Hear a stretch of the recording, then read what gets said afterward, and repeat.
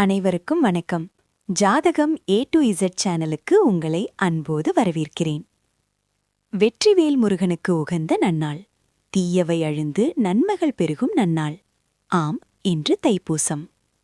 சூரியன் மகர ராசியிலும் சந்திரன் பூசம் நட்சத்திரத்திலும் சஞ்சரிக்கும் இந்த அற்புதமான வேளையில் அன்னை பார்வதியிடமிருந்து முருகப்பெருமான் ஞானவேல் பெற்ற அந்த புராண வரலாற்றையும் வடலூர் வள்ளலார் காட்டிய ஜோதி தரிசனத்தின் ரகசியத்தையும் காவடி எடுப்பதன் பின்னணியில் இருக்கும் தத்துவத்தையும் பற்றிதான் இன்றைய வீடியோவில் நாம் விரிவாக பார்க்கப் போகிறோம். நம்மிடம் இருக்கும் அறியாமை என்ற அசுரனை ஞானம் என்னும் வேல் கொண்டு வெல்வது எப்படி? ஜோதிட ரீதியாகவும் ஆன்மீக ரீதியாகவும் தைப்பூசம் உங்கள் வாழ்வில் என்ன மாற்றங்களை ஏற்படுத்தும்? வாருங்கள் விரிவாக பார்ப்போம். தைப்பூசம் என்பது தமிழ் கடவுளான முருகப்பெருமானுக்கு உகந்த மிக முக்கியமான பெருவிழாவாகும். இதன் பின்னணியில் உள்ள சுவாரஸ்யமான புராண கதைகளையும் வரலாற்றையும் இங்கே விரிவாக காணலாம். 1. அன்னை பார்வதியுடன் வேல் பெற்ற கதை. முக்கிய கதை. தைப்பூசத்தின் மிக முக்கியமான வரலாறு முருகப்பெருமான் அசுரர்களை அழிக்க தயாரான தருணமாகும். சூரபத்மனின் அட்டகாசம். சூரபத்மன் எனும் அசுரன் தேவர்களை சிறைப்பிடித்து உலகிற்கு பெரும் துன்பத்தை கொடுத்து வந்தான்.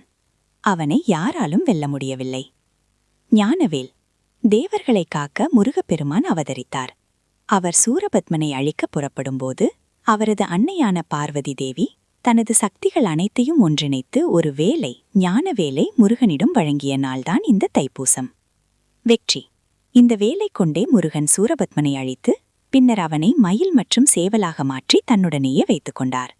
அதனால்தான் தைப்பூசத்தன்று முருகனின் கோயில்களில் வேலுக்கு சிறப்பு பூசைகள் நடத்தப்படுகின்றன. 2. தில்லை நடராஜரின் திருநடனம்.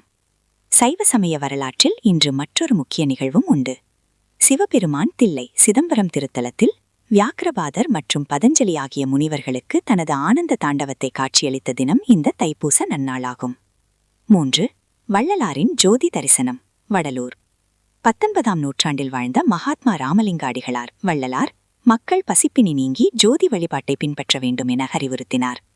அவர் இறைவனுடன் கலந்த நாளாகவும் வடலூரில் தைப்பூச ஜோதி தரிசனம் காட்டும் நிகழ்வும் இன்று மிக விமரிசையாக கொண்டாடப்படுகிறது. இது ஆன்மீக வரலாற்றில் மிக முக்கியமான ஒரு மைல்கல். தைப்பூசத்தின் தாத்பரியம் என்ன? ஜோதிட ரீதியாக சூரியன் தை மாதத்தில் மகர ராசியில் இருப்பார். சந்திரன் பூசம் நட்சத்திரத்தில் சஞ்சரிப்பார்.